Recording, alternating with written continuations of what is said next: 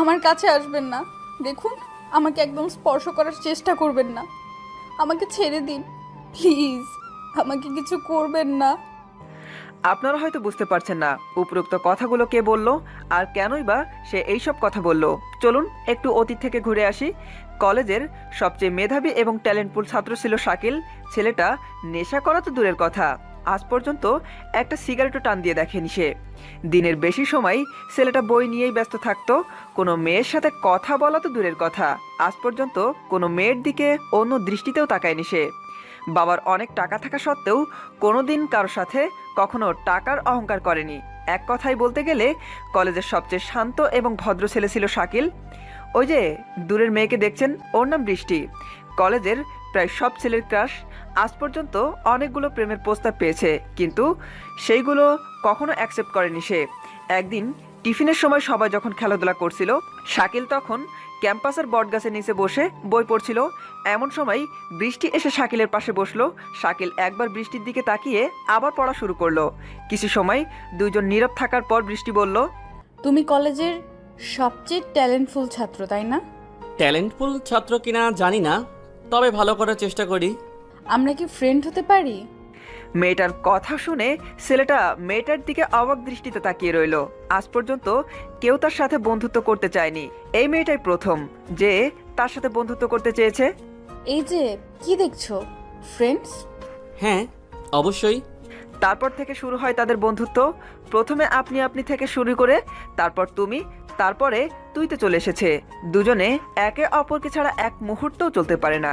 একে অপরের সঙ্গে দুষ্টুমি করা, একে অপরকে শাসন করাই ছিল তাদের বন্ধুত্ব। এমনভাবেই চলতে থাকে।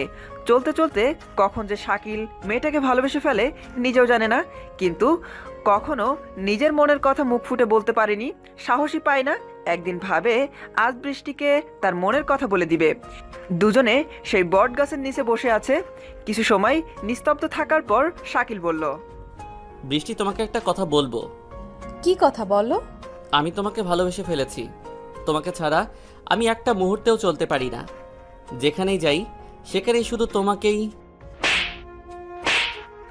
কথাটা শেষ হওয়ার আগেই শাকিলের গালে ঠাস করে একটা থাপ্পড় মারল বৃষ্টি। শাকিল গালে হাত দিয়ে বসে আছে আর ভাবতেছে, আমি আসলেই কাউকে ভালোবাসার যোগ্য না। আমার মতো একটা ছেলেকে কেই বা ভালোবাসবে। এমন সময় বৃষ্টি বলল, এই কথাটা বলতে এত দেরি করলে কেন? আমিও তোমাকে ভালোবাসি। সেই প্রথম যেদিন তোমাকে দেখেছিলাম সেদিনই তোমাকে আমার ভালো লেগে গেছিল। একটা কিস দাও তো। এই না, আমার লজ্জা করে। শাকিল বৃষ্টির কপালে একটা চুমু দিয়ে বৃষ্টিকে তার বুকে জড়িয়ে নিল।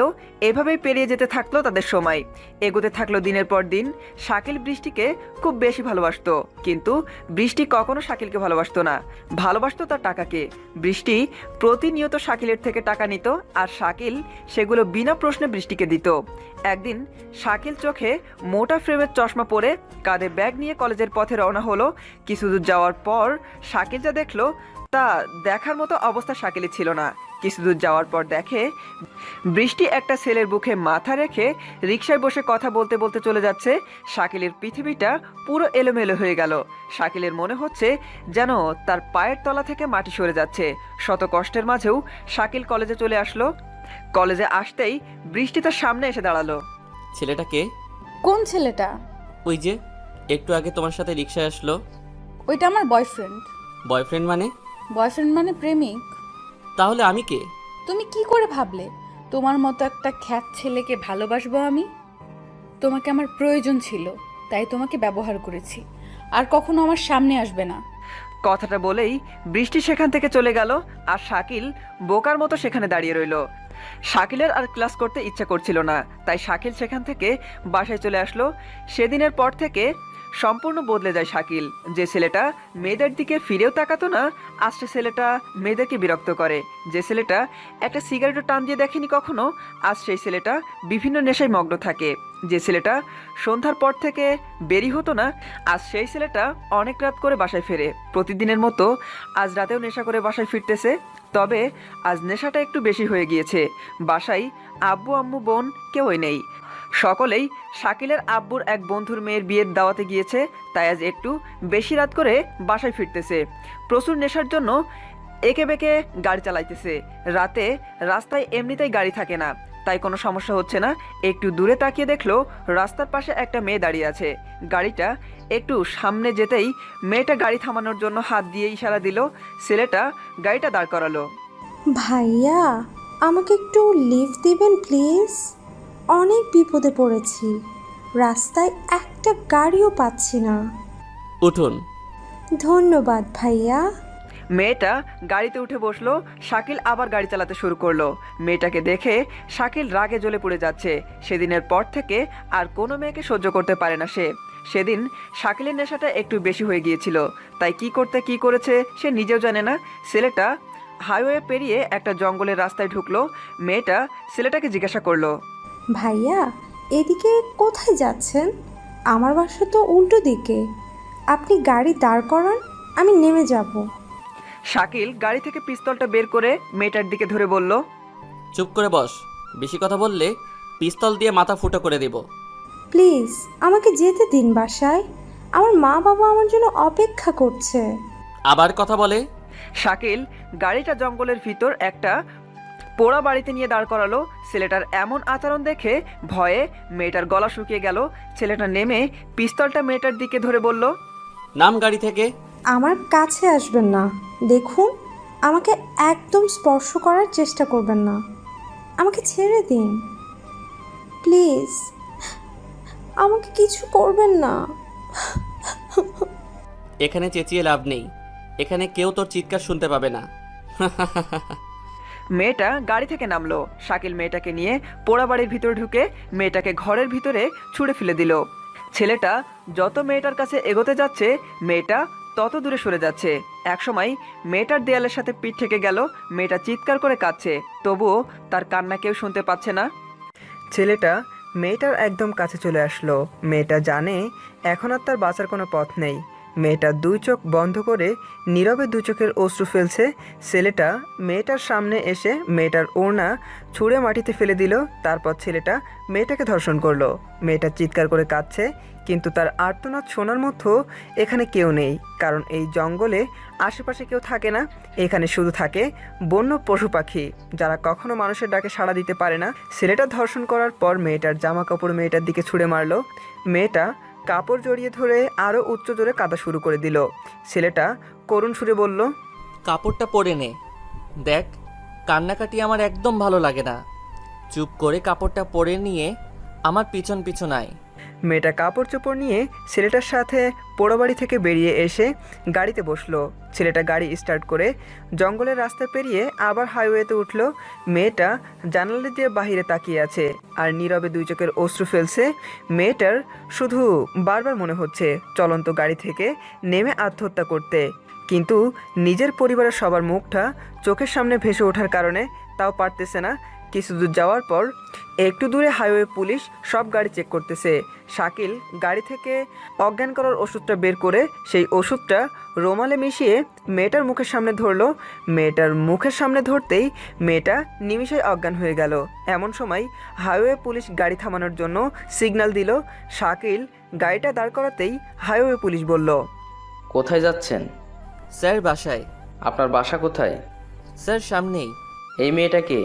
স্যার আমার বউ। উনি এইভাবে শুয়েছেন কেন? অনেক পথ জার্নি করে এসেছে তো, তাই হয়তো ঘুমিয়ে পড়েছে। ঠিক আছে, যান। তবে এরকম বেশি রাত করে রাস্তায় বেরোবেন না, কেমন? আচ্ছা। শাকিল আবার চালাতে শুরু করলো। কিছু পথ অতিক্রম করার পর গাড়িটা শাকিলের বাসার সামনে এসে দাঁড় করালো। মেয়েটা এখনও অজ্ঞান হয়ে পড়ে আছে। শাকিল মেয়েটাকে গাড়ি থেকে নামিয়ে কোলে তুলে নিয়ে হাঁটতে শুরু করলো। রুমের সামনে এসে চাবি দিয়ে রুমের দরজা খুলে মেয়েটাকে খাটের উপরে শুইয়ে বারান্দার কাছে এসে একটা সিগারেট ধরালো। সিগারেটের ধোঁয়া উঠছে আর নিজের কষ্টগুলোকে সিগারেটের ধোঁয়ার সাথে বাষ্প করে উড়িয়ে দিচ্ছে। একটা সিগারেট শেষ হওয়ার পর আর একটা, এরকম মোট 5টা সিগারেট শেষ করলো। তারপর বারান্দা থেকে মেয়েটার কাছে আসলো। মেয়েটার কাছে এসে দেখলো মেয়েটা এখনও অজ্ঞান হয়ে আছে। শাকিল টেবিলের উপর থেকে গ্লাসের পানি ঢেলে মেয়েটার মুখে ছিটিয়ে দিল। মেয়েটার জ্ঞান ফিরে আসলো। জ্ঞান ফিরতে মেয়েটা বলল, আমি এখানে কেন? আমাকে ছেড়ে দিন প্লিজ। আমার সাথে আর কিছু করবেন না। আমাকে ছেড়ে দিন প্লিজ, আমাকে ছেড়ে দিন। ওই চুপ একদম, কাঁদবি না বলছি। আমাকে বাসায় যেতে দিন। বল কোথায় তোর বাসা, আমি পৌঁছে দেব। না, আপনাকে পৌঁছে দিতে হবে না। আপনি শুধু আমাকে এখান থেকে যেতে দিন প্লিজ। মেয়েটা ওর বাসার ঠিকানা বলল। শাকিল মেয়েটাকে নিয়ে গাড়ির সামনে গিয়ে বসলো। গাড়ি তার নিজের গতিতে চলতেছে। মেয়েটা শুধু নীরব হয়ে বাইরে তাকিয়ে আছে। তার প্রচুর চিৎকার করে কাঁদতে ইচ্ছা করতেছে, কিন্তু পারতেছে না। দেখতে দেখতে মেয়েটার বাসা চলে আসলো। মেয়েটাকে তার বাসার সামনে নামিয়ে দিয়ে শাকিল বাসায় চলে আসলো। মেয়েটা বাসায় ঢুকতেই বাবা এসে তার সামনে এসে দাঁড়ালো। এতক্ষণ কোথায় ছিলে? মেয়েটা চুপ করে আছে। কি হলো, কথা বলতিস না কেন? বাসায় আসতে এত রাত হলো কেন? আসলে আব্বু নীলার পার্টিটা একটু বেশি সময় ধরে হয়েছে। এরপর থেকে আর কখনো রাতে কোথাও যাবি না, যা রুমে যা। মেয়েটা রুমে চলে গেল। রুমে গিয়ে দরজা আটকে দিয়ে চিৎকার করে কাঁদতে শুরু করলো। রুমটা সাউন্ডপ্রুফ, তাই ভেতরের কান্নার আওয়াজ বাইরে আসছে না। এমন সময় কারো দরজার আঘাত করার আওয়াজ শোনা গেল। দরজায় আঘাত করার শব্দ শুনে মেয়েটা চমকে উঠল। দ্বিতীয়বার দরজায় আঘাত করতেই মেয়েটা নিজের দুই চোখের অশ্রু মুছে নিয়ে দরজা খুলে দিল। দরজাটা খুলতেই সামনে তাকিয়ে দেখে তার মা দাঁড়িয়ে আছে। মেয়েটা আবার তার মাকে জড়িয়ে ধরে চিৎকার করে কাঁদতে শুরু করলো। কি রে লামিয়া, কাঁদছিস কেন? কি হয়েছে বল আমাকে। আব্বু বকা দিয়েছে দেখে কাঁদছিস, তাই না? কাঁদিস না, তোর আব্বু তোকে অনেক ভালোবাসে, তোর ভালোর জন্য এসব কথা বলেছে। আর শোন, এরপর থেকে আর এত রাত করবি না। ঘরের মেয়ে এত রাত করে বাইরে থাকলে লোকে কি বলবে? আর কাঁদিস না, তুই খুব ক্লান্ত, আমি চলে যাচ্ছি। তুই রুমের দরজা আটকে ঘুমিয়ে পড়, কেমন? কথাটা বলেই লামিয়ার মা রুম থেকে বেরিয়ে গেল। লামিয়া রুমের দরজাটা আটকে শাওয়ার নিতে চলে গেল। শাওয়ার নিয়ে এসে বিছানায় শুয়ে পড়ল। চোখটা বন্ধ করতেই চোখের সামনে সেই ধর্ষণের দৃশ্য এইগুলোই ভেসে উঠেছে। কিছুতেই ঘুমাতে পারতেছে না লামিয়া। অন্যদিকে শাকিল বাসার ছাদে একা একা বসে সিগারেটের ধোঁয়া বাষ্প করে ওড়াচ্ছে আর ওই দূর আকাশের চাঁদটার দিকে তাকিয়ে আছে। ছেলেটা মনে মনে ভাবতেছে, আজ আমার নেশার জন্য একটা নিরীহ মেয়ের জীবন এভাবে নষ্ট হয়ে গেল। অন্য একটা মেয়ের জন্য একটা নিষ্পাপ মেয়ের জীবন নষ্ট করা কি ঠিক হলো? একদম নয়। জানি না মেয়েটা আমাকে কখনো কোন অবস্থায় ক্ষমা করবে কিনা, তবুও মেয়েটার জীবন এভাবে শেষ হতে দেব না। মেয়েটা ধর্ষিতা জেনে কোনো ছেলেই তাকে বিবাহ করতে রাজি হবে না, তার জীবনটা শেষ হয়ে যাবে। এইটা আমি কিছুতেই হতে দেব না। আমি নিজে মেয়েটাকে বিয়ে করে নতুন করে ঘর বাঁধবো মেয়েটার সাথে। আমি সম্পূর্ণ ভালো হয়ে যাব, আর কখনো কোনো নেশা করব না। এইসব কথা ভাবতে ভাবতে কখন যে ছাদের উপরেই ঘুমিয়ে পড়েছি বুঝতেই পারিনি। আজ কলেজে আসতে ইচ্ছে করছিল না, নিজের অনিচ্ছা সত্ত্বেও কলেজে চলে আসলাম। কলেজে এসে দেখলাম আমার বেস্ট ফ্রেন্ড রাফি এখনও কলেজে আসেনি। রাফি আমার বেস্ট ফ্রেন্ড। রাফির সব কথা আমার সাথে, আর আমার সব কথাই রাফির সাথে শেয়ার করি। কলেজে এসে রাফিকে একটা ফোন করলাম। হ্যালো। কি রে, কই তুই? বাসায়? আজ কলেজে আসবি না? না রে দোস্ত। কলেজে আয় প্লিজ, তোর সাথে একটা জরুরি কথা আছে। কি কথা? ফোনে বল। ফোনে বলা যাবে না, তুই আসলে বলবো। আচ্ছা তুই দাঁড়া, আমি আসতেছি। কলেজ ক্যাম্পাসে বসে কিছু সময় অপেক্ষা করার পর রাফি কলেজে চলে আসলো। রাফি কলেজে আসতেই আমি রাফিকে ডাক দিলাম, রাফি এদিকে আয়। কি যেন জরুরি কথা বলবি বলছিলি? বলছি, বস এখানে। রাফি আমার পাশে বসলো। দোস্ত, কাল রাতে অনেক বড় একটা অপরাধ করে ফেলছি রে। কি অপরাধ? কাল রাতে আমি রাফিকে সব কথা খুলে বললাম। কথাগুলো শোনার পর রাফি সম্পূর্ণ নিস্তব্ধ হয়ে গেল। কিছু সময় দুজন নীরব থাকার পর রাফি বলল, সি, তুই আমার বন্ধু হয়ে এসব করতে পারলি? সরি দোস্ত, কাল রাতে নেশাটা এত বেশি হয়ে গিয়েছিল যে কি করতে কি করে ফেলেছি বুঝতেই পারিনি। মেয়েটা কি চিনিস তুই? না রে, শুধুমাত্র ওর বাসার ঠিকানাটা জানি। মেয়েটা ধর্ষিতা জেনে ওকে তো আর কেউ বিয়ে করবে না। তোর জন্য একটা নিষ্পাপ মেয়ের জীবন শেষ হয়ে যাবে। না, এইটা আমি কিছুতেই হতে দেব না। আমি নিজে বিয়ে করব মেয়েটাকে। তাহলে তো অনেক ভালো হবে। আচ্ছা চল বাসায় যাই, আজ আর ক্লাস করব না। তারপর আমি আর রাফি কলেজ থেকে বেরিয়ে একটা রিক্সা নিয়ে রাফিদের বাসার সামনে নেমে গেল। আর আমি আমার বাসায় চলে আসলাম। বাসায় এসে ফ্রেশ হয়ে আমার রুমে এসে বসে আছি। এমন সময় আম্মু আমার রুমে আসলো। আম্মু আমার রুমে এসে বলল, টেবিলে খাবার দিয়েছি, খেতে আয়। আম্মু শোনো। কি কিছু বলবি? হুম। কি বলবি বল। আম্মু, তোমরা না আমার বিয়ের কথা বলছিলে না? তো আমি বিয়ে করতে রাজি, তবে আমার একটা শর্ত আছে। কি শর্ত? আমার একটা মেয়েকে খুব পছন্দ হয়েছে, আমি তাকেই বিয়ে করতে চাই। তাই নাকি? কে সে? নাম কি? কোথায় থাকে? নাম তো জানি না, তবে বাসার ঠিকানাটা জানি। আচ্ছা, তুই খেতে আয়, আমি তোর আব্বুকে বলে দেখি। তারপর আম্মু আমার রুম থেকে চলে গেল। কিছু সময় পর আমিও খেতে চলে আসলাম। এসে দেখি সবাই খেতে বসে গিয়েছে। আমি টেবিলে গিয়ে বসতেই আম্মু আমার জন্য প্লেটে খাবার বেড়ে দিল। খাওয়ার সময় আম্মুকে চোখ দিয়ে ইশারা দিলাম কথাটা আব্বুকে বলার জন্য। কিছু সময় পর আম্মু বলল, যদি রাগ না করো তবে তোমাকে একটা কথা বলবো। কি কথা বলো? তোমার ছেলের একটা মেয়েকে খুব পছন্দ হয়েছে, ও তাকেই বিয়ে করতে চায়। তাই নাকি ভাইয়া? নাম কি তার? কোথায় থাকে? চুপ করো। ওর জন্য আমি আমার বন্ধুর মেয়েকে পছন্দ করে রেখেছি। আমার পছন্দ করা পাত্রীকেই ওকে বিয়ে করতে হবে। কিন্তু আব্বু। কিন্তু নয়, আমি আমার বন্ধুকে কথা দিয়েছি, আমি আমার কথা ফিরিয়ে নিতে পারবো না। আমার পছন্দ করা পাত্রীকেই তোমাকে বিয়ে করতে হবে, ব্যাস। আমার জন্য মেয়েটার জীবন কি এভাবে শেষ হয়ে যাবে? আমার এই পাপটা কি সারা জীবন এভাবে আমাকে কুড়ে কুড়ে খাবে? সারা জীবন কি মেয়েটার কাছে অপরাধী হয়ে থাকব? আজ যদি মেয়েটাকে আমি বিয়ে না করতে পারি, তাহলে তো আমি কখনোই নিজেকে ক্ষমা করতে পারবো না। রাগের বশে প্লেটটা নিচে ছুঁড়ে ফেলে দিয়ে সেখান থেকে রুমে চলে আসলাম। রুমে এসে পকেট থেকে সিগারেটের প্যাকেটটা বের করে একটা সিগারেট ধরালাম। সিগারেটটা ধরিয়ে খুব দ্রুততার সাথে টানতে শুরু করলাম। নিজের শরীরের ভিতর থাকা কষ্টগুলোকে পুড়িয়ে ফেলছি, আর সিগারেটের ধোঁয়ার সাথে সেগুলো বাষ্প করে উড়িয়ে দিচ্ছি। হঠাৎ আম্মু আমার রুমে চলে আসলো। এসেই আমার গালে একটা বসিয়ে দিল। আমি মাথা নিচু করে বসে আছি। তুই আবার সিগারেট খাচ্ছিস? কতদিন না বলেছি এইসব কিছু খাবি না। একটা মেয়ের জন্য কেন নিজের জীবন এভাবে শেষ করছিস?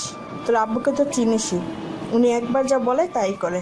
তুই তোর আব্বু পছন্দ করা মেয়েকেই বিয়ে কর, তোর আব্বু কখনো তোর খারাপ চাইবে না। উফ আম্মু, তুমি আমার রুম থেকে যাও তো, আমাকে একটু একা থাকতে দাও। যাচ্ছি, তবে কথাটা ভেবে দেখিস। আম্মু রুম থেকে চলে গেল। আমার খুব ক্লান্ত লাগছে, তাই ঘুমানোর জন্য বিছানায় শুয়ে পড়লাম। কিন্তু কিছুতেই ঘুমাতে পারছি না। চোখটা বন্ধ করলেই সেই মেয়েটার অসহায় মুখটা ভেসে উঠছে। আজ সারাদিনে লামিয়া একবারও বাসা থেকে বের হয়নি। কীভাবেই বা বের হবে সে? তার এই ধর্ষিতা মুখ কাকে দেখাবে? কেউ বা তার অসহায়তাটা বুঝবে? সে যে এখন ধর্ষিতা, ধর্ষিতাকে সমাজের কেউই পছন্দ করে না। আমরা সবাই তাদের ঘৃণা করি। একজন মেয়ে কি কখনো নিজের ইচ্ছে ধর্ষিতা হয়? কখনোই নয়। একজন নিরীহ মেয়েকে ধর্ষণটা কিন্তু আমরা সমাজের মানুষরাই করে থাকি, অথচ আমরাই তাদের খারাপ দৃষ্টিতে দেখি। কালকে রাতের পর থেকে লামিয়া সম্পূর্ণ নিস্তব্ধ হয়ে গিয়েছে। লামিয়া আর কারোর সাথে তেমন কথা বলে না। তার জীবন থেকে যেন হাসি মুখটাই সম্পূর্ণ হারিয়ে গিয়েছে। দিনের বেশি সময় সে রুমের ভিতরেই নিস্তব্ধ হয়ে বসে থাকে। একদিন লামিয়া তার রুমে বসে আছে, এমন সময় লামিয়ার বাবা তার রুমে এসে বসলো। লামিয়া, তোকে একটা কথা বলার জন্য আমি এখানে এসেছি। কি কথা আব্বু, বলো। আমি তোর বিয়ের জন্য পাত্র ঠিক করেছি। বিয়ের কথা শুনেই লামিয়ার শরীরটা কেঁপে উঠল। বিয়ে? হ্যাঁ, বিয়ে। কিন্তু আব্বু, আমি তো এখন বিয়ে করব না। কেন? আমি আরও পড়াশোনা করতে চাই, পড়াশোনা করে নিজের পায়ে দাঁড়াতে চাই। হুম, তুই পড়াশোনা করবি কর, তোকে বাধা দিচ্ছে কে? ওদের সাথে আমার কথা হয়েছে, ওরা তোকে বিয়ের পরও পড়াবে। কিন্তু আব্বু, তবুও আমি এখন বিয়ে করব না। কিন্তু কেন? আমি এখন বিয়ে করতে চাই না। মেয়েটা কিভাবেই বা তার বাবাকে বোঝাবে যে সে ধর্ষিতা? তাই সে বিয়েটা করতে রাজি হচ্ছে না। আমি ওদেরকে কথা দিয়েছি, ওরা কালকে তোকে দেখতে আসবে। এর মাঝে কোনো ঝামেলা হোক তা কিন্তু আমি চাই না, কথাটা মনে থাকে যেন। কথাটা বলেই লামিয়ার বাবা রুম থেকে বেরিয়ে গেল। লামিয়া থ হয়ে বসে পড়ল। দেখতে দেখতে তার দু চোখে পানি চলে এসেছে। তার এই জীবন আর সহ্য হইতেছে না। মনে হচ্ছে এই স্বার্থপর পৃথিবী ছেড়ে অজানা একটা দেশে চলে যেতে। যেখানে কোনো যৌন ক্ষুধা থাকবে না, থাকবে না এদের মতো মানুষরূপী পশুরা যারা মেয়ে দেখলে ঝাঁপিয়ে পড়ে তাদের এই দেহটাকে ভোগ করার জন্য। লামিয়া উচ্চস্বরে কাঁদছে, কিন্তু কেউ তার কান্না শুনতে পারছে না।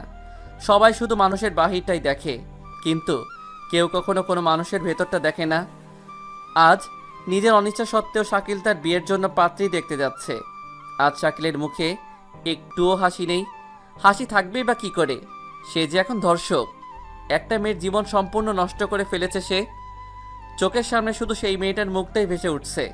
ইচ্ছে করছে গাড়ি থেকে লাফ দিয়ে নেমে ওই মেয়েটার কাছে ছুটে যেতে, কিন্তু নিজের বাবার মান সম্মানের কথা ভেবে সেটাও পারছে না। দেখতে দেখতে হঠাৎ করে গাড়িটা লামিয়াদের বাসার সামনে দাঁড় করালো। শাকিল তো পুরোই টাসকি খেয়ে গেল। আব্বু গাড়িটা এখানে দাঁড় করালো কেন? তবে কি লামিয়া আব্বুকে সব কথা বলে দিয়েছে? আল্লাহ বাঁচাও আমারে, জানি না এখন আমার কি হয়। আমি আব্বুকে বললাম, আব্বু গাড়িটা এখানে দাঁড় করালে কেন? এটাই তো আমার বন্ধুর বাসা। লামিয়ার ছোট বোনের সাথে আমার বিয়ে নাকি? যদি তাই হয় তবে তো আমি পুরাই বাস খেয়ে যাব। কি রে ভাইয়া, তুই কি গাড়ি থেকে নামবি না নাকি? নামছি তো। তারপর গাড়ি থেকে নেমে বাসার ভিতরে ঢুকলাম। আমাদের সকলকে একটা রুমে বসতে দিয়ে সকলকে খাওয়ার জন্য শরবত দেওয়া হলো। আমি শরবতটা মুখে দেব এমন সময় মাথায় ইয়া বড় একটা ঘোমটা দিয়ে বউকে নিয়ে আসা হলো। লামিয়া কই? লামিয়াকে তো দেখতেছি না। লামিয়ার কথা ভাবতেই মনটা খারাপ হয়ে গেল। জানি না মেয়েটা কখনো আমাকে ক্ষমা করবে কিনা। সকলের কথায় মেয়েটার মাথার ঘোমটাটা খুলে দেওয়া হলো। ঘোমটাটা খুলতেই আমি থ হয়ে গেলাম। মেয়েটাকে দেখেই বড় একটা ঝাটকা খেলাম। আমার হাত থেকে শরবতের গ্লাসটা নিচে পড়ে গিয়ে ভেঙে চুরমার হয়ে গেল। আরে এইটা আমি কি দেখছি? এইটা তো লামিয়া। তার মানে লামিয়ার সাথে আমার বিয়ের কথা চলছিল। যাক, একদিক থেকে ভালোই হবে, আমি নিজের পাপের প্রায়শ্চিত্তটা করার একটা সুযোগ পেয়ে গেলাম। লামিয়ার দিকে লক্ষ্য করলাম। আমাকে দেখে লামিয়া রাগে লাল হয়ে গেল। মনে হচ্ছে যেন আমাকে কাছে পেলে সম্পূর্ণ চিবিয়ে খেয়ে ফেলতো।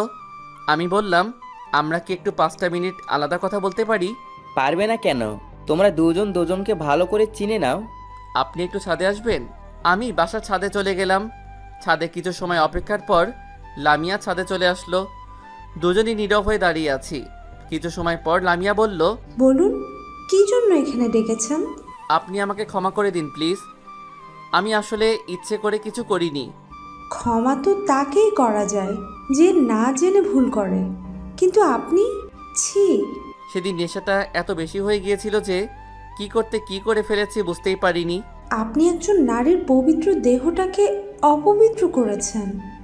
এই পাপের কখনো ক্ষমা হয় না।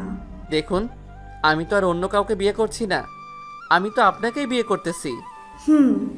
আমার জীবনটা সম্পূর্ণ নষ্ট করে এখন এসেছেন করুণা করতে? না, বিশ্বাস করুন, আমি সম্পূর্ণ ভালো হয়ে যাব, আর কখনো কোনো নেশা করব না। আর তাছাড়া এখন তো আমি আপনার হবু বর। আপনাকে আমি কখনোই আমার বর হিসেবে মানে নিতে পারবো না। কিন্তু কেন? ধর্ষক কখনো কারো বর হতে পারে না। কথাটা বলেই লামিয়া ছাদ থেকে চলে গেল, আর আমি সেখানে স্থির হয়ে দাঁড়িয়ে রইলাম। সত্যি তো, আমি তো একজন ধর্ষক, আর ধর্ষক কখনো কারো বর হতে পারে না। জানি না লামিয়া আমাকে বিয়ে করতে রাজি হবে কি না। মনে হয় হবে না। আমার সাথে তার বিয়েটা ভেঙে দেবে হয়তো। আমি ছাদ থেকে রুমে চলে আসলাম। রুমে এসে আমার বন্ধু রাফির কাছে যা শুনলাম তা শুনে তো আমি নিজের কানকেই বিশ্বাস করতে পারছি না। রাফি, এই সেই মেয়ে যাকে আমি সেদিন ধর্ষণ করেছিলাম। কি সত্যি? হুম। তাহলে তো ভালোই হলো, বিয়ের আগে বাসরটা করেই ফেলছিস। লামিয়া নিশ্চয়ই বিয়েটা ভেঙে দিয়েছে, তাই না? আরে না, লামিয়া তো তোকে বিয়ে করতে রাজি। সবাই তোদের বিয়ের জন্য দিন দেখছে। সত্যি দোস্ত? আজ আমি অনেক খুশি। লামিয়াকে নিয়ে আমি নতুন করে ঘর বাঁধবো, যেখানে আমি আর তুমি ছাড়া কেউ থাকবে না। নিজের পাপের প্রায়শ্চিত্ত করার জন্য একটা সুযোগ পাবো। লামিয়াকে নিজের হাতে আংটিটা পরিয়ে দিয়ে বিয়ের দিন তারিখ ঠিক করে চলে আসলাম। সামনের শুক্রবারে আমাদের বিয়েটা ঠিক করা হলো। আপনারা সকলে আমন্ত্রিত, বিয়েতে আসবেন কিন্তু। আজ আমার গায়ে হলুদ। বাড়িটাকে অনেক সুন্দর করে সাজানো হয়েছে। বাড়িটাকে দূর থেকে দেখে চেনাই যাচ্ছে না। কোনে বাড়ি থেকে মেয়ের বোনেরা আমার জন্য হলুদ নিয়ে আসলো। ব্যাপারটা কি? মেয়ের বোনেরা হলুদ নিয়ে আসছে কেন? নিশ্চয়ই খারাপ কোনো মতলব আছে। দেখাই যাক না কি হয়। আমার হবু শালিকারা হলুদের বাটিটা নিয়ে আমার কাছে চলে আসলো। বউ যদি হবু হয় তাহলে শালিকারা হবু হবে না কেন? বাহ, কি বুদ্ধি আমার! এই জন্যই তো পরীক্ষায় এত কম নম্বর পাই। যাই হোক, শালিকারা আমার সামনে এসে দাঁড়ালো। তখন মেঘলা বলল, মেঘলা লামিয়ার একমাত্র ছোট বোন। দুলা ভাই, আপনার গাল দুটো দেন তো। কেন? গাল দিয়ে কি করবে? কিস করবে বুঝি? জি না, আপনার কিস খাওয়ার ইচ্ছে হয়, আপনি আপুর থেকে খায়েন। তাহলে কি করবে? এই হলুদ দিয়ে আপনার দুগালে একটু আদর করব। কি ব্যাপার, হলুদ এমন লাল দেখা যাচ্ছে কেন? কি হলো দুলা ভাই, দেব? কি আর করব, হাজার হলেও তো শালিকা বলে কথা, তার কথা কি আর ফেলতে পারি? আমার দু গাল মেঘলার দিকে এগিয়ে দিলাম। নিজের ইচ্ছা মতো সবাই আমার গালে হলুদ মেখে দিয়ে হাসতে হাসতে চলে গেল। ওরা যাওয়ার কিছু সময় পরই আমার গাল দিয়ে আগুন বেরোতে শুরু করলো। দু গাল ঝালে জ্বলে পড়ে যাচ্ছে, তার মানে হলুদের সাথে মরিচের গুঁড়া মেশানো ছিল।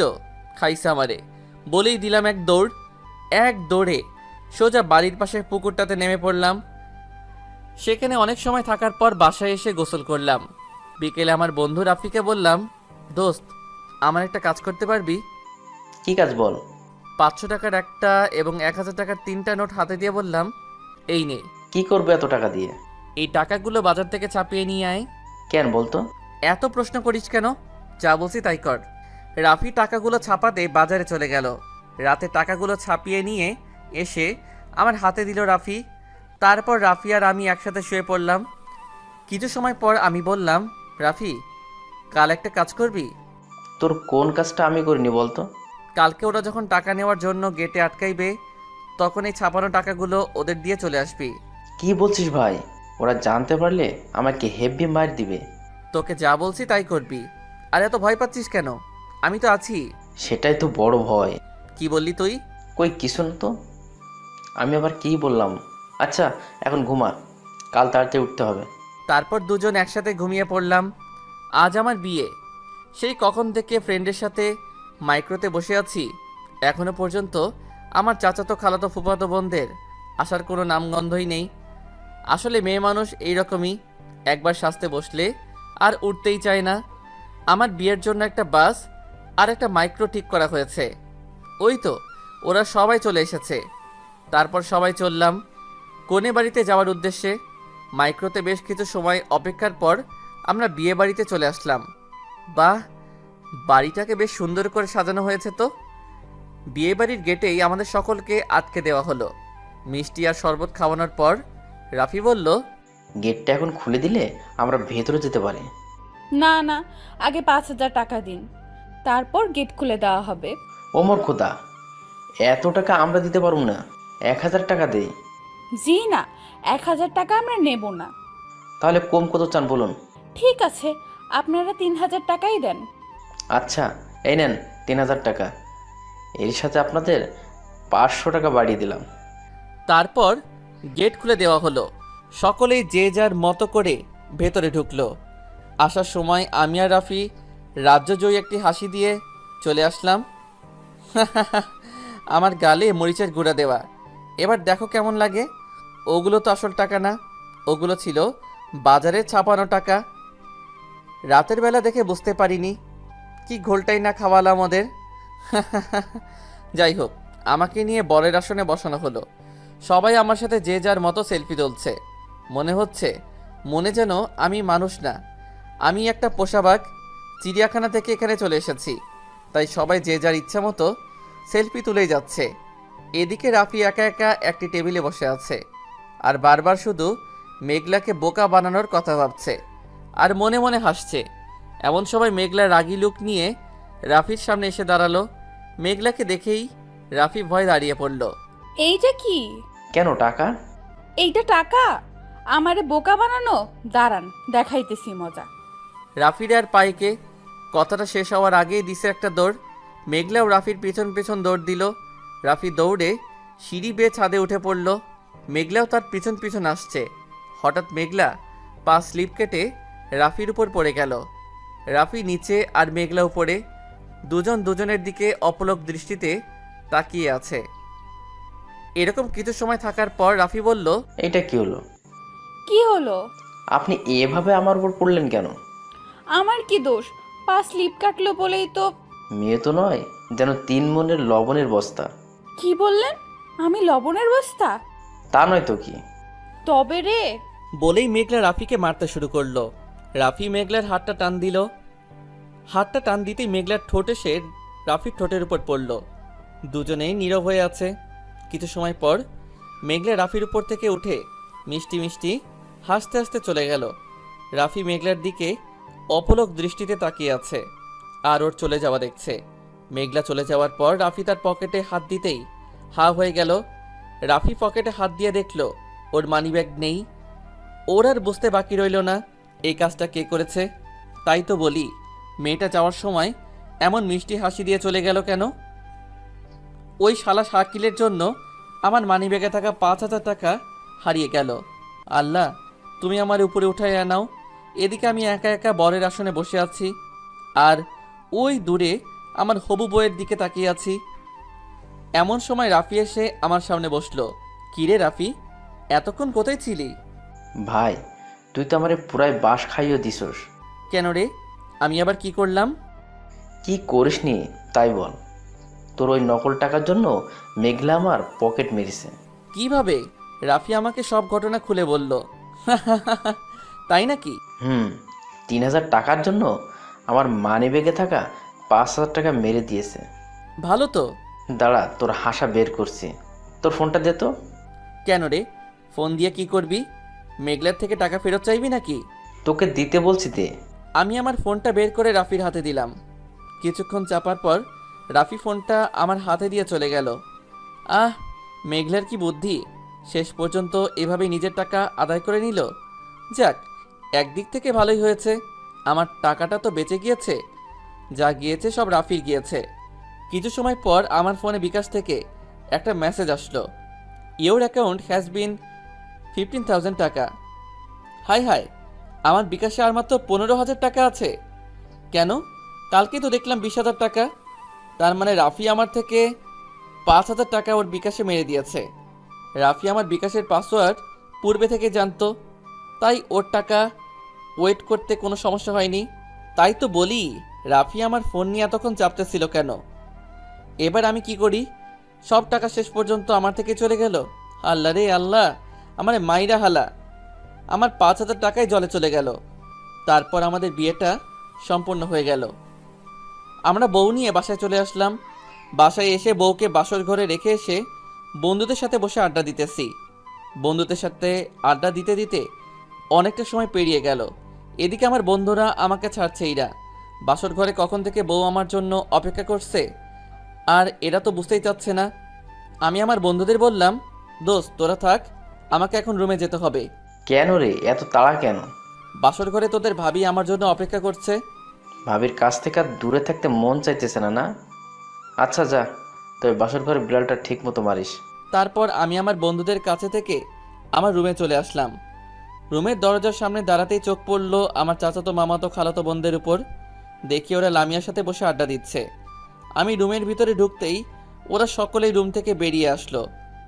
বেরিয়ে আসার সময় আমার মামাতো বোন মায়া বলল, তোর সাথে এখানে আমি থাকতাম, কিন্তু কিছু স্বপ্ন স্বপ্নই থেকে যায়, তা কখনো বাস্তবে রূপ নিতে পারে না। ভালো থাকিস তোরা, লামিয়ারে কখনো কষ্ট দিস না। কথাটা বলেই মায়া রুম থেকে বেরিয়ে গেল। তখন আমার খালাতো বোন তানজিলা বলল, ভাইয়া, বিড়ালটা একটু জোরে মারিস কিন্তু। বলেই সবাই হাসতে হাসতে বেরিয়ে গেল। আমি রুমের দরজা আটকে দিয়ে লামিয়ার সামনে গিয়ে দাঁড়ালাম। লামিয়ার সামনে গিয়ে দাঁড়িয়ে ওর ওই গোলাপি ঠোঁট দুইটার দিকে তাকালাম।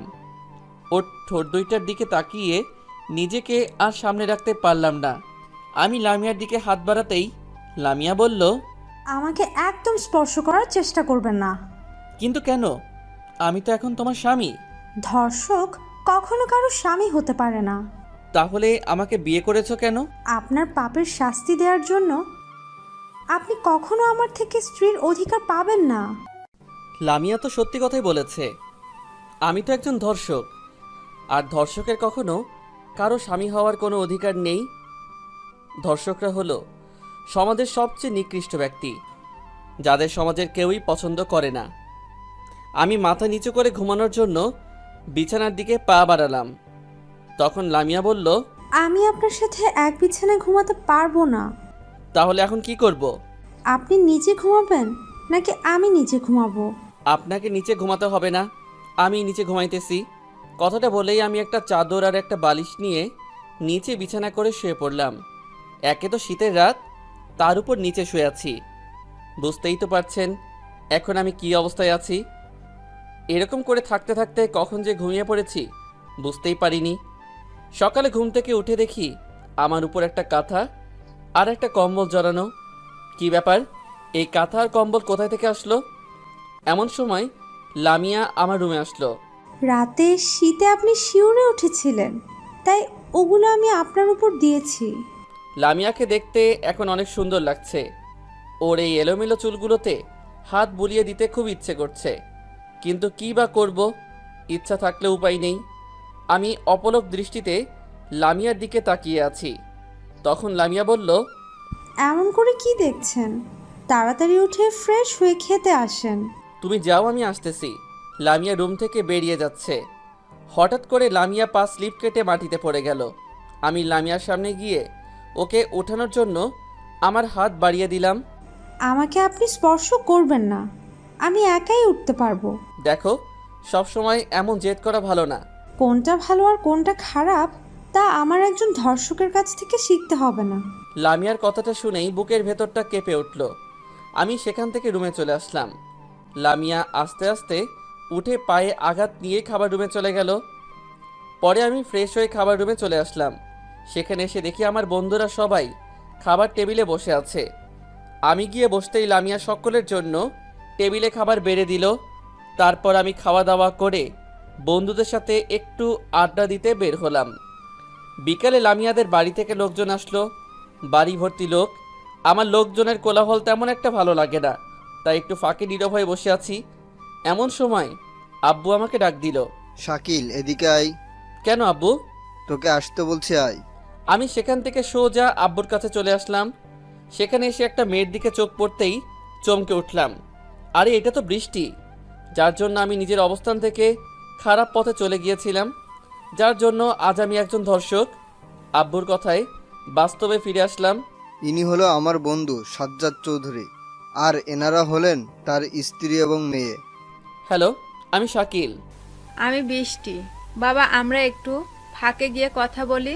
আচ্ছা, যাও। আমি বৃষ্টিকে নিয়ে আমার রুমে চলে আসলাম। সেখানে দুজন নীরব হয়ে বসে আছি। কিছু সময় পর বৃষ্টি নীরবতা ভেঙে বলল, কেমন আছো? অনেক ভালো। কিন্তু আমি তো ভালো নেই। ভালো নেই কেন? ভালো থাকার জন্যই তো আমাকে ছেড়ে চলে গিয়েছো। তোমার সাথে বেইমানি করেছি বলেই হয়তো আমার সাথে এমনটা হয়েছে। কেন, কি হয়েছে? সিয়াম আমাকে ভালোবাসতো না, ও শুধু ভালোবাসতো আমার শরীরকে। ওর সাথে তোমার আর কোনো কথা হয় না? না, তুমি চলে যাওয়ার কিছুদিন পরে ও আমাকে ছেড়ে চলে গিয়েছে। তোমার ফোন নাম্বারটা দাও তো। কেন? আমার ফোন নাম্বার দিয়ে তুমি কি করবে? জীবন সঙ্গিনী হয়ে তো থাকতে পারলাম না, তাই ফ্রেন্ড হয়েই না হয় সারা জীবন তোমার পাশে থাকবো। আচ্ছা নাও, 01740। ধন্যবাদ। কথাটা শেষ না হতেই দরজার সামনে তাকাতেই আমার চোখ আটকে পড়ল। দরজার সামনে তাকিয়ে দেখি লামিয়া আমার দিকে রাগী লুক নিয়ে তাকিয়ে আছে। আমি উঠে দাঁড়াতেই লামিয়া দরজার সামনে থেকে চলে গেল। আমি লামিয়ার পিছন পিছন হাঁটতে শুরু করলাম। লামিয়া দাঁড়াও, যেও না, আমার কথাটা শোনো। লামিয়া হেঁটেই চলেছে। লামিয়া দাঁড়াও প্লিজ। তবুও লামিয়া থামছে না। দেখতে দেখতে লামিয়া ছাদে চলে আসলো। আমি দৌড়ে পেছন থেকে লামিয়ার হাতটা টেনে ধরলাম। হাতটা ধরতেই লামিয়া দাঁড়িয়ে পড়ল। লামিয়ার চোখের দিকে তাকাতেই দেখলাম ওর দু চোখ দিয়ে অশ্রু ঝরে পড়ছে। আমার হাত ছাড়েন। তুই আমার কথাটা শোনো। আমি কোনো কথা শুনতে চাই না, আপনি আমার হাত ছাড়েন বলছি। না, ছাড়বো না। আগে তোমাকে আমার কথাগুলো শুনতে হবে। আমি আপনার কোনো কথাই শুনতে চাই না। না, তোমাকে শুনতেই হবে আমার কথা। এই মেয়েটাকে জানো? এই সেই মেয়ে যার জন্য আজ আমি একজন ধর্ষক। মানে? আমি লামিয়াকে সব কথা খুলে বললাম। কথাগুলো শুনে লামিয়া একদম নিস্তব্ধ হয়ে গেল। দুজনেই নীরব হয়ে দূরের ওই নীল আকাশটার দিকে তাকিয়ে আছি। এমন সময় কোনো এক মেয়ের কণ্ঠে পিছনে ফিরে তাকালাম। পিছনে তাকিয়ে দেখি মেঘলা দাঁড়িয়ে আছে। এই যে দুলা ভাই, এখানে দুজন এভাবে দাঁড়িয়ে আছেন কেন? না, এমনিতেই। সকলে আপনাদের জন্য অপেক্ষা করছে আর আপনারা এখানে দাঁড়িয়ে আছেন। তুমি যাও, আমরা আসতেছি। মেঘলা ছাদ থেকে নিচে নেমে গেল। লামিয়া এখনো ওই নীল আকাশটার দিকে তাকিয়ে আছে আর নীরব হয়ে কি যেন ভেবেই চলেছে। লামিয়ার নীরবতা ভেঙে আমি বললাম, চলো এবার আমাদের রুমে যেতে হবে। চলুন।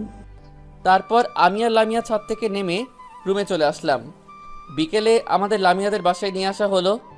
এইটা বিয়েবাড়ির একটা নিয়ম। বিয়ের পরের দিন মেয়ে বাড়ি থেকে লোকজন এসে স্বামী স্ত্রী এবং ছেলের বন্ধুদের মেয়ের বাড়িতে নিয়ে আসা। আমাদের সময়ও তার কোনো ব্যতিক্রম হয়নি। আমি এবং আমার কিছু বন্ধু সহকারে আমাদের লামিয়াদের বাড়িতে নিয়ে আসা হয়েছে। রাতে খাওয়া দাওয়া করার জন্য খাবার টেবিলে চলে আসলাম। আমি গিয়ে বসার কিছু সময় পর আমার সব বন্ধুরা সেখানে বসলো। মেঘলা আমাদের সবার জন্য টেবিলে শরবত বেড়ে দিল। কি ব্যাপার, এখন শরবত দিচ্ছে কেন? আর ওদের সবার শরবতের চেয়ে আমার শরবত এত লালই বা হয়ে আছে কেন? ডাল মে কুছ কালা হ্যায়। আমি বললাম, কি ব্যাপার, এখন শরবত দিচ্ছ কেন? এইটা আমাদের বাড়ির নিয়ম দুলা ভাই। খাবার খাওয়ার আগে পূর্বে শরবত খেতে হয়। আচ্ছা, আমার শরবত এমন লাল হয়ে আছে কেন? আপনি তো আমাদের বাড়ির জামাই, তাই আপনার শরবতে একটু সবকিছু বেশি দেওয়া হয়েছে। তুমি তো আমার একমাত্র শালিকা, তাই আমি যেটা খাবো তোমাকে সাথে নিয়ে খাবো। তুমি প্রথমে খাও, তারপর আমি খাইতেছি। না দুলা ভাই, ওইটা আমার খাওয়া যাবে না। কেন? ডাক্তারের নিষেধ আছে, আমার কোনো শরবত খাওয়া যাবে না। আপনি খান। মেঘলা এত করে বলছে, খা না ভাই। এই শরবতের ভিতর কোনো না কোনো সমস্যা তো নিশ্চয়ই আছে, তাই তো মেঘলা নিজে খেতে চাইছে না। রাফি, তোর মেঘলার পক্ষ নিয়ে বের করছি, দাঁড়া। পরীক্ষাটা আমি তোকে দিয়েই করব। রাফি, বল। আজ পর্যন্ত কি আমি কোনো কিছু তোকে ছাড়া খেয়েছি? না রে ভাই, তোরটা আমি খেয়েছি আর আমারটা তুই। তাহলে এখনো তার ব্যতিক্রম হবে কেন? না দুলা ভাই, এইটা শুধু আপনার জন্য, আর তাছাড়া ওনার তো শরবত আছেই, উনি ওইটা খাবে। না, এই শরবতটা আমরা দুজনই ভাগাভাগি করে খাবো। তুই যখন এত করে বলছিস, দেখাই। রাফির শরবতের গ্লাসটা আমার হাতে আর আমার শরবতের গ্লাসটা রাফির হাতে দিলাম। গ্লাসটা রাফির হাতে দিতেই মেঘলার মুখটা চুপসে গেল। আমি একটু একটু করে শরবত খাচ্ছি আর রাফির দিকে তাকিয়ে আছি।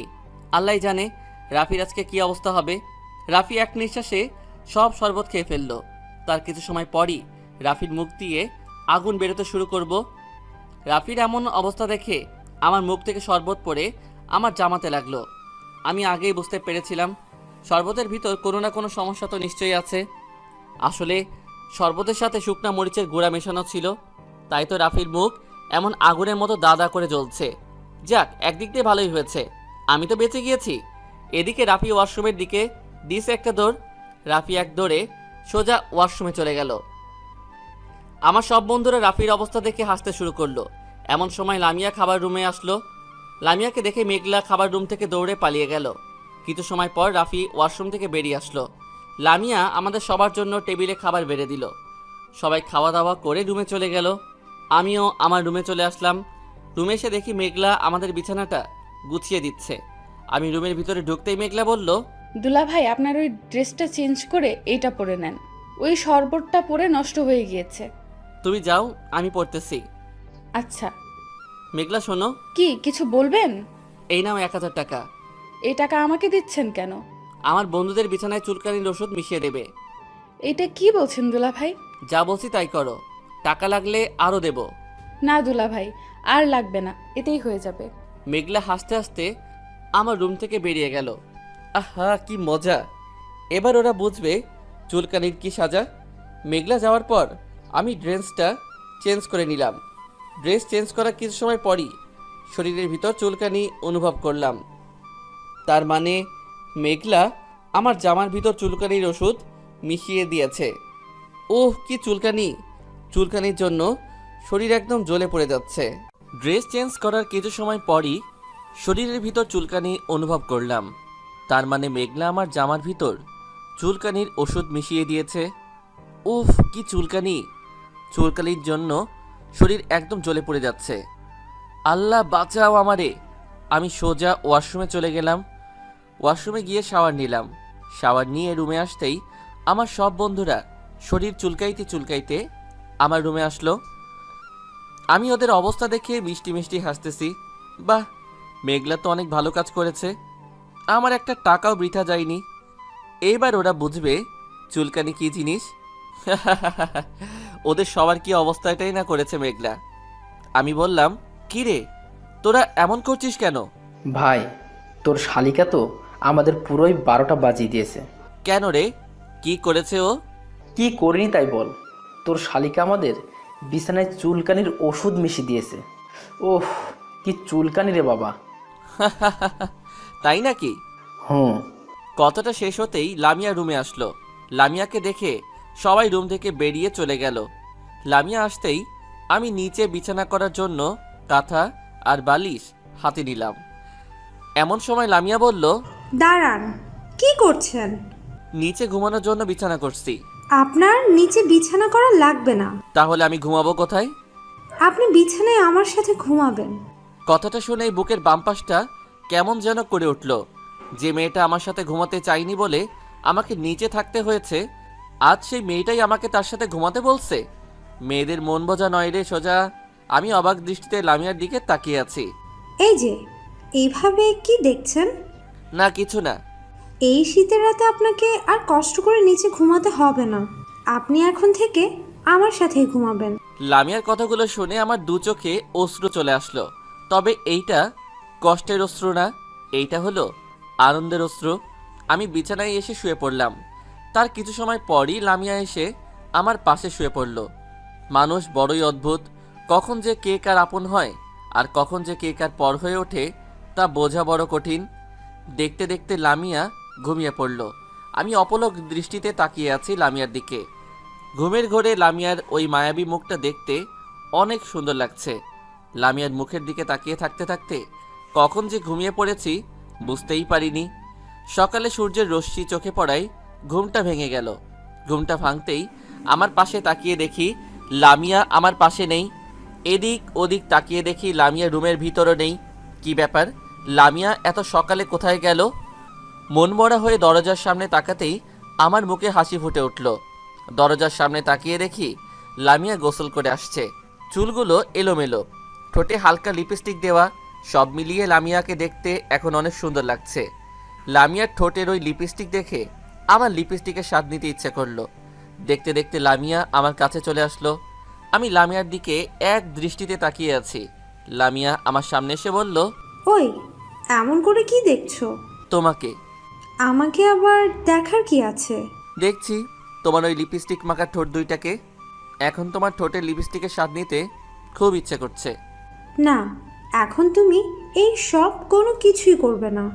জাস্ট একবার প্লিজ। না, দেখো, একদম সামনে আসবে না বলছি। সামনে আসতে আসতে আমি একদম লামিয়ার কাছে চলে আসলাম। লামিয়া এক পা দু পা পিছাতে পিছাতে একদম দেওয়ালের সাথে আটকে গেল। আমি লামিয়ার কাছে আসতেই লামিয়া ওর দু চোখ বন্ধ করে ফেলল। আমি আমার ঠোঁটটা লামিয়ার ঠোঁটের সামনে নিয়ে আসলাম।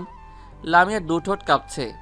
আমি আমার ঠোঁটটা লামিয়ার ঠোঁটের সামনে নিতেই কারোর ডাকে চমকে উঠলাম। তাকিয়ে দেখি মেঘলা দাঁড়িয়ে আছে। এই যে দুলা ভাই, খাবার খেতে আসেন, আম্মু আপনাকে খেতে ডাকছে। তুমি যাও, আমি আসতেছি। তাড়াতাড়ি আসেন, শুধু কিস খেলে পেট ভরবে না। কথাটা বলেই মেঘলা মিষ্টি মিষ্টি হাসতে হাসতে রুম থেকে বেরিয়ে গেল। মেঘলা বেরিয়ে যেতেই আমি আবারও লামিয়ার দিকে আসলাম। এমন সময় লামিয়া আমাকে ধাক্কা দিয়ে বিছানায় ফেলে দিয়ে হাসতে হাসতে রুম থেকে বেরিয়ে চলে গেল। এটা কি হলো? লামিয়ার কাছে আসার যে একটা সুযোগ পেয়েছিলাম তাও মেঘলার জন্য মিস হয়ে গেল। তারপর আমি ফ্রেশ হয়ে খাবার রুমে চলে আসলাম। সেখানে এসে দেখি আমার সব বন্ধুরা আমাকে রেখেই খেতে বসে গিয়েছে। শালারা এক একটা কিভাবে খাচ্ছে দেখেন, গরু মনে হয় ওদের মতো করে খায় না। আমি গিয়ে বসার কিছু সময় পর ওদের সবার খাওয়া হয়ে গেল। ওরা যার যার মতো করে রুমে চলে গেল। এমন সময় লামিয়া খাবার রুমে আসলো।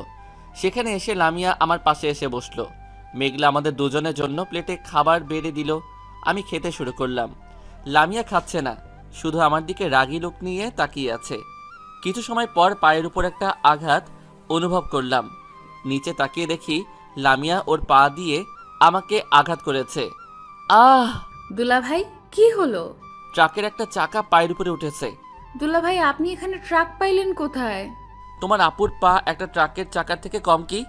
কি বললে তুমি? কই কিছু না তো। আমাকে না খাইয়ে দিয়ে তুমি খাচ্ছ কেন? এখন তোমাকে আমি খাইয়ে দিতে পারবো না। খাইয়ে দিতে পারবে না তাই না? দাঁড়াও। বলেই লামিয়া পা দিয়ে দ্বিতীয় আঘাত করলো। আহ! কে বললো খাইয়ে দেব না? দিচ্ছি তো, হা করো। লামিয়া ইয়া বড় একটা হা করলো।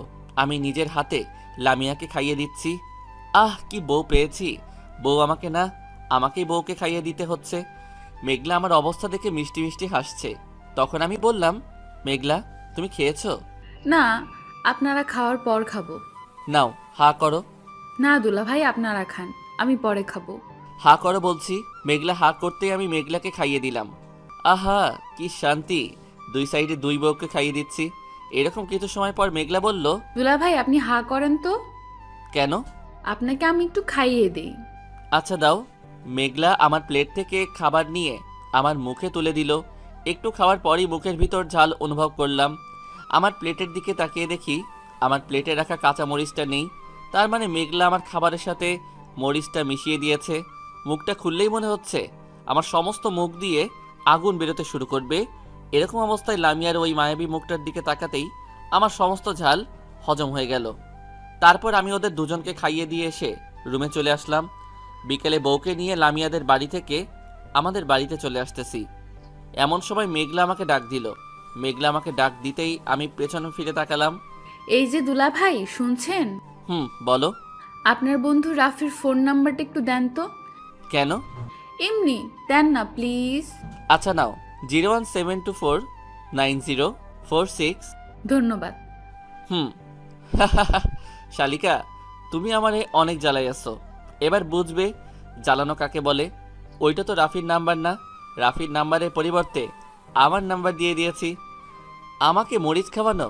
এবার বুঝবে কোন মরিচে কত ঝাল। যাই হোক, তারপর সবার থেকে বিদায় নিয়ে আমরা আমাদের বাড়িতে চলে আসলাম। বাসায় এসে আমি আমার রুমে বসে ল্যাপটপ চালাইতেছি। এমন সময় লামিয়া আমার পাশে এসে বসলো। কিছু সময় পর লামিয়া বলল, এই যে শোনো। কিছু বলবে? আচ্ছা বলো, কি বলবে? চলো না একটু ছাদ থেকে ঘুরে আসি। তুমি যাও, আমি যাব না। চলো না প্লিজ প্লিজ প্লিজ। আচ্ছা চলো। তারপর আমি লামিয়াকে নিয়ে ছাদে যাওয়ার উদ্দেশ্যে রওনা হলাম। ছাদে সিঁড়ির সামনে আসতেই লামিয়া দাঁড়িয়ে পড়ল। আমি সিঁড়ি বেয়ে উপরে উঠতে পারবো না। তাহলে আমি কি করব? আমাকে কোলে তুলে নিয়ে উপরে নিয়ে যাও। আমি পারবো না। আর তাছাড়া অন্যরা দেখলে কি বলবে? তুমি আমাকে কোলে তুলে নেবে না, তাই তো? হুম। আচ্ছা যাও, নিতে হবে না। আমাকে কোলে তুলে নেবে কেন? আমি তোমার কে হই? আমি তো তোমার কেউ হই না। ওই বৃষ্টি তো তোমার সব। ওই চুপ, আর কখনো এইসব কথা বলবে না। তারপর আমি লামিয়াকে কোলে তুলে নিয়ে ছাদে চলে আসলাম। ছাদে এসে বেশ কিছু সময় দুজন একসাথে কাটানোর পর রুমে আসার জন্য রওনা হলাম। হঠাৎ করে লামিয়া পা স্লিপ কেটে সিঁড়ির উপর পড়ে গেল। সিঁড়ির উপর পড়ার ফলে লামিয়া পায়ে আঘাত পেল। আমি লামিয়াকে কোলে তুলে নিয়ে এসে রুমে চলে আসলাম। রুমে আসতেই লামিয়া আমার থেকে নেমে দৌড়ে চলে গেল। কি ব্যাপার, লামিয়ার তো পায়ে ব্যথা, তাহলে এমন দৌড়ে পালিয়ে গেল কেন? তার মানে লামিয়া আমার কোলে ওঠার জন্য এই অভিনয়টা করেছে। কি পাজি মেয়ে রে বাবা। রাতে খাওয়া দাওয়া করে রুমে এসে শুয়ে পড়লাম। এমন সময় আমার ফোনে মেঘলার নাম্বার থেকে ফোন আসলো। পাখি চালে আটকাইছে। আমি ফোনটা রিসিভ করলাম। আসসালামু আলাইকুম। ওয়ালাইকুম আসসালাম। কে বলছেন? রাফি ভাইয়া, আমাকে চিনতে পারছেন না? আমি মেঘলা। ও তুমি? তা কি মনে করে ফোন করলে এখন? আপনাকে খুব মিস করছিলাম, তাই ফোনটা করলাম। তাই বুঝি। কি করেন এখন? এই তো শুয়ে আছি। তুমি কি করো? আমিও শুয়ে আছি। এরকম আরো কিছু সময় কথা বলার পর ফোনটা রেখে দিলাম। ফোনটা রেখে দেওয়ার পরপরই লামিয়া রুমে চলে আসলো। লামিয়া রুমে এসে সোজা আমার পাশে শুয়ে পড়লো। তারপর আমরা দুজন একসাথে ঘুমিয়ে পড়লাম। সকালে ঘুম থেকে উঠে দেখি লামিয়া আমার বুকের উপর শুয়ে আছে। আমি কোনো কিছুই বলছি না, শুধু লামিয়ার ওই মায়াবী মুখটার দিকে তাকিয়ে আছি। এমন সময় লামিয়া ঘুম থেকে উঠে পড়ল। ওই এইভাবে তাকিয়ে আছো কেন? তোমার ওই মায়াবী মুখটাকে দেখছি। এভাবে দেখবে না, আমার খুব লজ্জা করে। তো কিভাবে দেখবো? জানি না। তোমার ওই গোলাপি ঠোঁট দুটাকে চুষে খেতে খুব ইচ্ছা করছে। না এখন না প্লিজ। এখন আমি তোমার কোনো বাধাই মানব না। কথাটা বলেই আমি আমার ঠোঁট দুইটা লামিয়ার ঠোঁটের সামনে নিয়ে আসলাম। আমি যত লামিয়ার কাছে আসছি, লামিয়া তত জোরে জোরে নিঃশ্বাস ফেলছে। আমার ঠোঁট দুইটা লামিয়ার ঠোঁটের সাথে লাগাতেই লামিয়ার নিঃশ্বাস আরও দ্বিগুণ বেড়ে গেল। আমি আমার ঠোঁট দুইটা লামিয়ার ঠোঁটের সামনে নিয়ে আসলাম। আমি যত লামিয়ার কাছে আসছি, লামিয়া তত জোরে জোরে নিঃশ্বাস ফেলছে। আমার ঠোঁট দুইটা লামিয়ার ঠোঁটের সাথে লাগাতেই লামিয়ার নিঃশ্বাস আরও দ্বিগুণ বেড়ে গেল। আমি আলতো করে লামিয়ার কোমরে হাত রাখলাম। কোমরে হাত রাখতেই লামিয়া শিউরিয়ে উঠল। এমন সময় দরজায় কারো আঘাত করার শব্দ শুনতে পেলাম। লামিয়া গিয়ে দরজাটা খুলতেই দেখি আম্মু দাঁড়িয়ে আছে। বৌমা, এখনো তোমরা ঘুম থেকে ওঠোনি? এই তো উঠতেছি আম্মু। তোমরা তাড়াতাড়ি ফ্রেশ হয়ে খেতে আসো। আচ্ছা। আম্মু রুম থেকে বেরিয়ে যেতেই লামিয়া সোজা ওয়াশরুমে চলে গেল। লামিয়া ফ্রেশ হয়ে আসার কিছু সময় পর আমি ওয়াশরুমে চলে আসলাম। ওয়াশরুমে গিয়ে ফ্রেশ হয়ে খাবার রুমে আসলাম। খাবার রুমে এসে বসার কিছুক্ষণ পরই আব্বু চলে আসলো। লামিয়া আমাদের জন্য প্লেটে খাবার বেড়ে দিল। আমরা খেতে শুরু করলাম। কিছু সময় পর আব্বু বলল, শাকিল, আজকে বৌমাকে নিয়ে একটু শপিংয়ে নিয়ে যাস তো। কেন আব্বু? কেন মানে? বৌমার জন্য কেনাকাটা করতে যাবি? আমি পারবো না। কেন পারবি না? আব্বু, আমার এসব শপিং টপিং ভালো লাগে না। আমি তোকে যেতে বলেছি, তুই যাবি ব্যাস। আর এই নে টাকা। তারপর আমি খাওয়া দাওয়া করে রুমে চলে আসলাম। উফ, কি ঝামেলা রে বাবা, এখন বউকে নিয়ে আবার শপিংয়ে যেতে হবে। আজকে যদি লামিয়াকে নিয়ে শপিংয়ে না যাই তবে আব্বু আমার 12টা বাজিয়ে দিবে। এক প্রকার জোর করেই বিকালে বাইকটা বের করে লামিয়াকে নিয়ে শপিংয়ের উদ্দেশ্যে রওনা হলাম। কিছু পথ চলার পর একটা দোকানের সামনে বাইকটা দাঁড় করালাম। বাইকটা রাস্তার পাশে রেখে এসে দোকান থেকে একটা সিগারেট কিনে লামিয়ার সামনে আসলাম। লামিয়ার সামনে এসে দেখি লামিয়া আমার দিকে রাগী লুক নিয়ে তাকিয়ে আছে। আমি সামনে এসে সিগারেটে একটা টান দিতেই লামিয়া আমার মুখ থেকে সিগারেটটা নিয়ে ভেঙে ফেলল। এটা কি হলো? কি হলো? তুমি আমার সিগারেটটা এভাবে ভেঙে ফেললে কেন? তোমার সাহস তো কম নয়, তুমি সিগারেট খাচ্ছ, তাও আবার আমার সামনে। তাই বলে সিগারেটটা ভেঙে ফেলবে? তো কি করব? তুমি আর কখনো সিগারেট খাবে না। খেলে কি করবে? তোমার ওই পোড়া ঠোঁট দিয়ে আমাকে কিস করতে দেব না। কথাটা বলেই লামিয়া মন খারাপ করে অন্যদিকে ঘুরে রইল। আমি পেছন থেকে লামিয়াকে জড়িয়ে ধরে বললাম, ঠিক আছে সোনা, আর কখনো সিগারেট খাবো না। মনে থাকে জানো। হুম। কি করছো? ছাড়ো, সবাই দেখছে তো। এমন সময় সামনে তাকিয়ে দেখি স্কুলের ছোট ছোট বাচ্চারা আমাদের দুজনকে এমন অবস্থায় দেখে হাসছে। আমি লজ্জায় লামিয়াকে ছেড়ে দিলাম। তারপর বাইকটা স্টার্ট করে দুজন মার্কেটে চলে আসলাম। লামিয়া নিজের ইচ্ছে মতো করে কেনাকাটা করছে। আমি মার্কেটের অন্য দিকটায় একটু ঘুরে দেখতে আসলাম। অন্য দিকটায় এসে একটা মেয়ের দিকে চোখ পড়তেই অবাক হয়ে গেলাম। একটু দূরে তাকিয়ে দেখি বৃষ্টি দাঁড়িয়ে আছে। আমাকে দেখে বৃষ্টি আমার সামনে আসলো। তুমি এখানে? এই একটু কেনাকাটা করতে আসলাম। তুমি? আমিও তো। তা তুমি একাই এসেছো? আরে না, আমার সাথে লামিয়াও আসছে। কই, লামিয়াকে তো দেখছি না তো। ও একটু ভিতরে কেনাকাটা করছে। ও আচ্ছা। এমন সময় কারো ডাকে পিছনে ফিরে তাকালাম। পিছনে ফিরে তাকিয়ে দেখি লামিয়া দাঁড়িয়ে আছে। এই যে, শুনছো? কি হলো, তোমার কেনাকাটা শেষ? চলো এখন বাসায় যাই। আচ্ছা চলো। বৃষ্টি, এখন আসছি কেমন? আচ্ছা, আসো। মার্কেট থেকে দুজন বেরিয়ে আসলাম। মার্কেট থেকে বেরিয়ে কিছু দূর আসার পর হঠাৎ করে লামিয়ার কাঁধে রাখা ব্যাগটা ছিনতাই হয়ে গেল। আমি ব্যাগটা ফিরিয়ে আনার জন্য ছিনতাইকারীর পিছন পিছন দৌড় দিলাম। কিছু পথ দৌড়ানোর পর আমি ব্যাগ ধরে লাথি মেরে লোকটাকে মাটিতে ফেলে দিলাম। লোকটা উঠেই আমাকে ছুরি দিয়ে আঘাত করলো। আমি ছুরিটা হাত দিয়ে আটকে ঘুরতেই আমার হাত কেটে রক্ত বেরোতে শুরু করলো। লোকটা আমাকে আঘাত করে ব্যাগটা রেখে দৌড়ে পালিয়ে গেল। আমি সেখান থেকে লামিয়ার কাছে চলে আসলাম। আমাকে দেখে লামিয়া বলল, তোমার হাত তো অনেকটা কেটে গিয়েছে। এইটা কিছু না, একটু পর ঠিক হয়ে যাবে। কিছু না মানে? তোমার হাতটা দাও তো। আরে বললাম তো কিছু হয়নি। আমি তোমার হাতটা দিতে বলেছি। আমি আমার হাতটা লামিয়ার দিকে এগিয়ে দিলাম। লামিয়া ওর ব্যাগ থেকে ব্যান্ডেজটা বের করে আমার হাত ব্যান্ডেজ করে দিল। তারপর আমি বাইকটা স্টার্ট দিয়ে লামিয়াকে নিয়ে বাসায় চলে আসলাম। বাসায় এসে বাইকটা রেখে আমরা দুজন ভিতরে চলে আসলাম। ভেতরে আসতেই আম্মু এসে আমাদের সামনে দাঁড়ালো। কিরে, তোর হাতে ব্যান্ডেজ করা কেন? আসলে হয়েছে কি আম্মু? থাক, আপনাকে আর বানিয়ে মিথ্যা কথা বলতে হবে না। আসলে আম্মু, লামিয়া আম্মুকে সব কথা খুলে বলল। ডাক্তারের কাছে গিয়েছিলি? না আম্মু, লামিয়াই ব্যান্ডেজ করে দিয়েছে। আচ্ছা, যা হবার হয়েছে। আমি টেবিলে খাবার দিচ্ছি, এগুলো রেখে খাবার খেতে আয়, কেমন? আচ্ছা আম্মু। তারপর আমি আর লামিয়া রুমে চলে গেলাম। লামিয়া রুমে এসে কাপড় চোপড় রেখেই রুম থেকে বেরিয়ে গেল। আমি ফ্রেশ হয়ে খাবার রুমে চলে আসলাম। খাবার টেবিলে গিয়ে বসতেই লামিয়া আমার জন্য প্লেটে খাবার বেড়ে দিল। কিন্তু আমি খাবো কিভাবে? আমার হাত তো কাটা, এই কাটা হাত নিয়ে তো খাবার তুলতেও পারবো না। আমি চামিচ হাতে নিয়ে খাবার নাড়াচাড়া করছি আর এইসব কথা ভাবছি। এমন সময় লামিয়া বলল, কি হলো? খাচ্ছ না যে? আমার চামিচ দিয়ে খেতে ভালো লাগে না। তো কিভাবে খাবে? তুমি খাইয়ে দাও। আমি পারবো না। তাছাড়া অন্যরা দেখলে কি বলবে?